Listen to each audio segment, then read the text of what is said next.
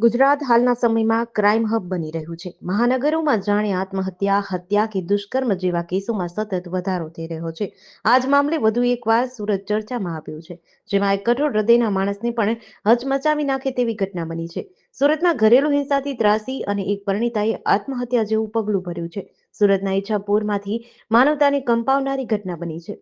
છેલ્લા ઘણા સમયથી ચાલતી ઘરેલુ હિંસા અને અપમાનથી કંટાળી એક પરિણીતાએ આપઘાત કર્યો છે. હાલમાં આ મામલે ખૂબ ચકચાર મચી છે. પતિએ ઘરમાં મારઝૂડ કરી હતી અને તે બાદ ઉશ્કેરણીજનક વાત કહેતા પરિણીતાએ પોતાને ડીઝલ છાંટી આગ ચાપી દીધી હતી.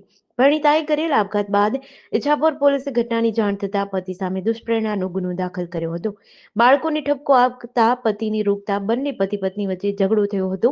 તે બાદ રંજીતે પ્રતિમા સાથે મારપીટ કરી હતી. તેના જ અપમાનથી કંટાળી પ્રતિમાએ પોતાને ડીઝલ છાંટી આગ ચાપી દીધી હતી. તે સમયે પતિને બચાવવાના બદલે વિડીયો ઉતાર્યો હતો. ગંભીર રીતે દાઝી ગયેલી પ્રતિમા દેવીની સારવાર માટે ખસેડાઈ હતી, જ્યાં તેનું મોત નીપજ્યું હતું.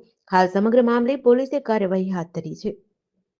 જેડીસી ન્યૂઝ સાથે સુનિલ ગાંજાવાલા, સુરત.